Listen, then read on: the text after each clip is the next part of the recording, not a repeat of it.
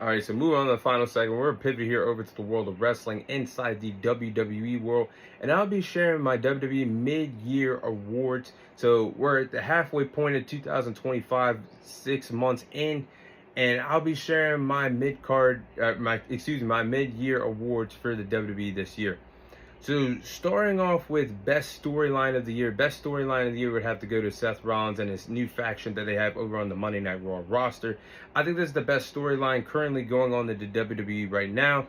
Seth Rollins has been mixed in with the CM Punk rivalry, and you also add the drama that's what happened with Roman Reigns and the things that happened at the Royal Rumble with them, all of them basically eliminating each other in the crash out that led to the triple threat match at WrestleMania. The huge WrestleMania Night 1 main event between Rollins, Punk, and Reigns actually opened the door for Paul Heyman to have one of the craziest heel turns in the company's history, double crossing his best friend and the tribal chief Roman Reigns to join Seth Rollins to create this new faction over the Monday Night Raw roster. Then the Raw after WrestleMania, you have Braun Breaker take out Roman Reigns and CM Punk, aligning himself with Seth Rollins and Paul Heyman. Braun Breaker is one of the best youngest stars that the company has to offer. And then a month or so later, you have Bronson Reed join the faction of Seth Rollins, Paul Heyman, and Braun Breaker. And this has all the intangibles to be one of the greatest factions that we've seen in years in the WWE. So I think what they're doing on Monday Night Raw now with Seth Rollins winning the Money in the Bank contract, this has to be the best storyline from how it all started, how we got here, to what we have now from the month of January all the way to June.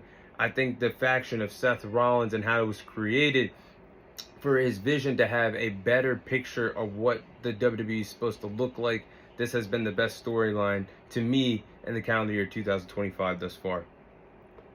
Now that dives into what I believe is the rivalry of the year. That would be Seth Rollins versus CM Punk.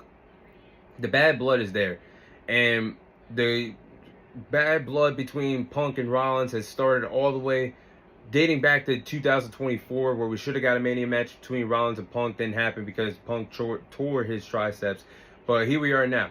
They had a good match on Raw, the Netflix debut between Punk and Rollins. They main evented Monday Night Raw. That was a good match. Then they had the steel cage match in Madison Square Garden between Punk and Rollins in the main event. Then they had it also led to the triple threat match of CM Punk, Seth Rollins, and Roman Reigns in the main event of WrestleMania Night 1. Then you had Seth Rollins steal Paul Heyman away from CM Punk and the tribal chief Roman Reigns, and you had Seth Rollins cost CM Punk a spot in the Money in the Bank ladder match this year. So I think right now, based off of what we're getting, rivalry rise, the best rivalry in the company right now in the calendar year 2025 has been Seth Rollins and CM Punk. Now, heel turn of the year has to go to Paul Heyman double crossing Roman Reigns and CM Punk in the main event of Night 1 of WrestleMania. Now, I would have John Cena's heel turn as the best heel turn in 2025 because it was so unexpected, but Dwayne "The Rock" Johnson wanted to pull our legs, pull our strings, and make us believe that John Cena was going to fully commit being in a faction with The Rock and Travis Scott, of him selling his soul to become a 17-time world champion, only for Dwayne "The Rock" Johnson not even show up to any other parts of the story between Cena and Rhodes on the road to WrestleMania, or even show up to WrestleMania. So I have to put Paul Heyman's double heel turn on CM Punk and Roman Reigns here as well, because it was just so diabolical, because you had Paul Heyman have to cash in the favor of him being a part of CM Punk by his side for the main event of WrestleMania, helping his best friend, only for Paul Heyman to turn his back on his best friend,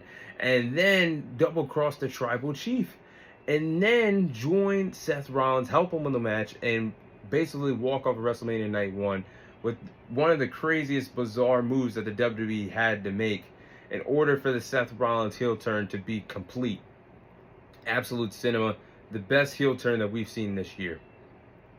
Best on the mic, that would have to go to CM Punk. I think CM Punk has been the best on the microphone this year, cutting promos this year. He has been great cutting promos in the WrestleMania build-up between Rollins and Reigns. He has been great on the microphone, cutting promos, the Raw after the Elimination Chamber, calling out John Cena and The Rock for being frauds, and him being upset that the fact that CM Punk or Seth Rollins screwed over CM Punk and not getting a world title shot in the main event of WrestleMania due to losing the Elimination Chamber thanks to Seth Rollins.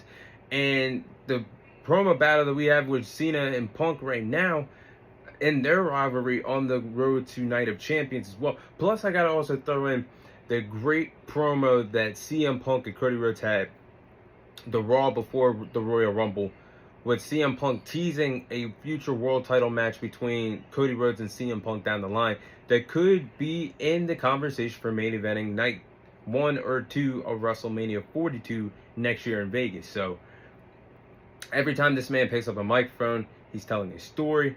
He still has it this deep into his wrestling career. CM Punk can cut through a knife through butter and be diabolical on the microphone and give us everything he has. Gotta say, best promo battle, or best guy on the microphone. Female wrestler, well, not female wrestler, breakout wrestler of the year would have to go to Stephanie Vaquer.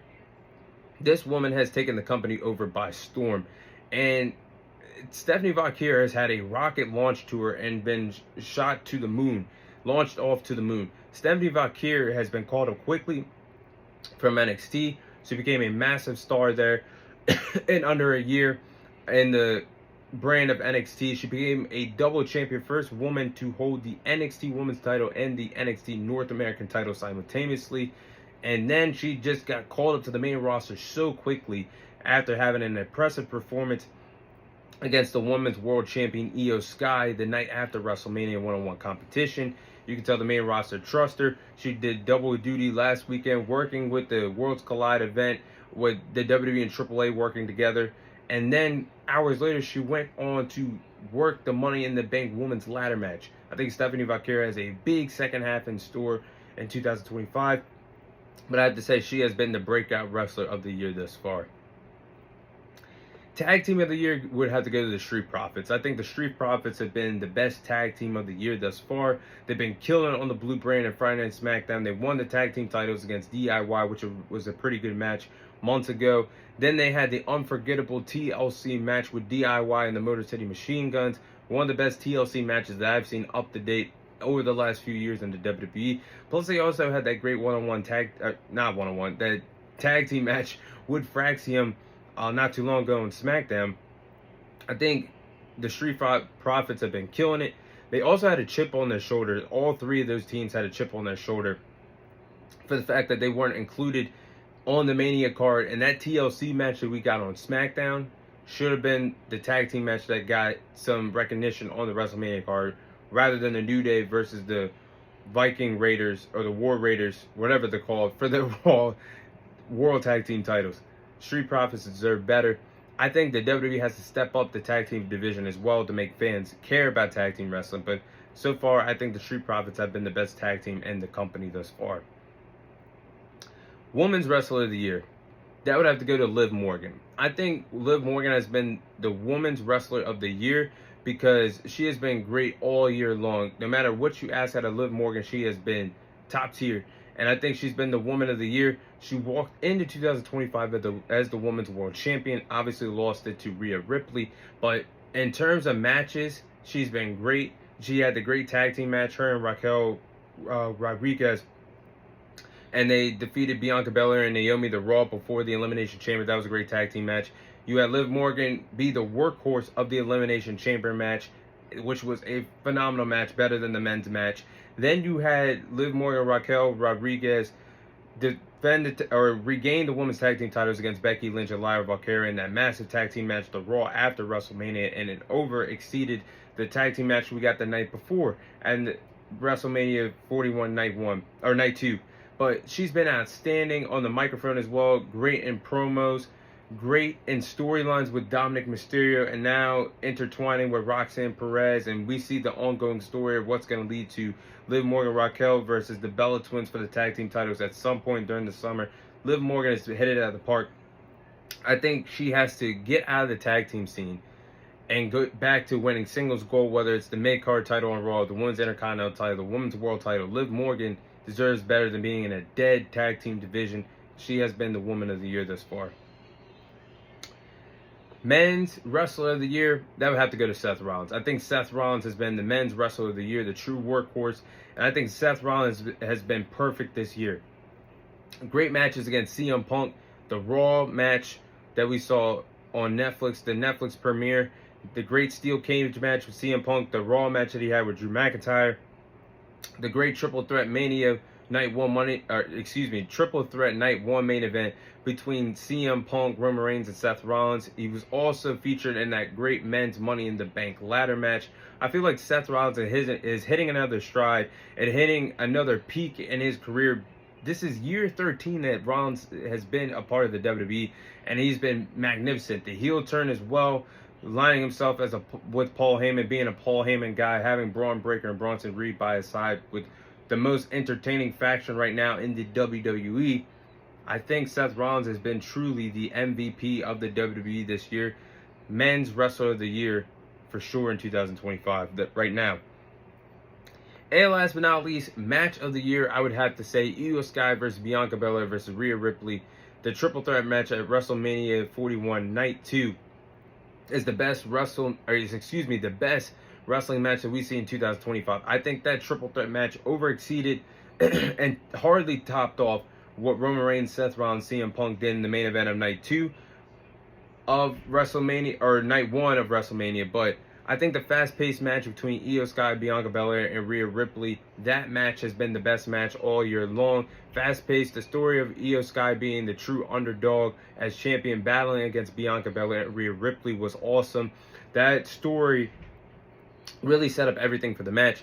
The two powerhouses of Bianca Belair and Rhea Ripley and the high flyer of Io Sky, all of three of their wrestling abilities meshed up well in the ring, and styles clashed and they all worked together. But there were some really good spots in that match, really good sequences, different one-on-one sequences, the 450 splash that Bianca Belair hit on Io Sky, then the perfect ending of of Bianca Belair hitting Rhea Ripley with her hair, whipping her hair to the stomach, countering the riptide, and then picking up Rhea Ripley up for the EST, only for Io Sky to hit the moonsault on Bianca Belair and Rhea Ripley. They were down and out, and Io Sky pinning Bianca Belair to retain the women's world title. That has to be the best match that the WWE has produced all year long, and women's wrestling has been tremendous and at times more entertaining than the men's wrestling this year. So I gotta say that Io Sky, Bianca Belair, and Rhea Ripley have had the match of the year in 2025 thus far. That is all the time I have for you guys today. Thank you guys for watching. Thank you guys for listening. This is your host, Thomas Tyree, signing off. And I'll see you guys on next week's episode.